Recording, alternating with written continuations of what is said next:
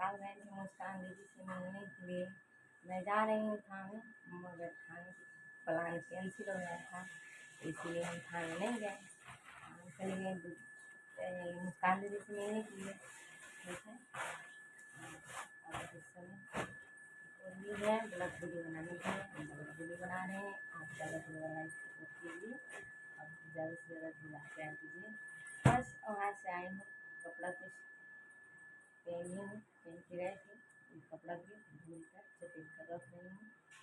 जैसे कि कपड़ा कल से लेगी हूँ, कुछ चपेटी नहीं हूँ, धरी नहीं हूँ। आपको जिनको मिलना है और थाने आ जाइएगा, हम सोमवार के दिन थाने चलेंगे।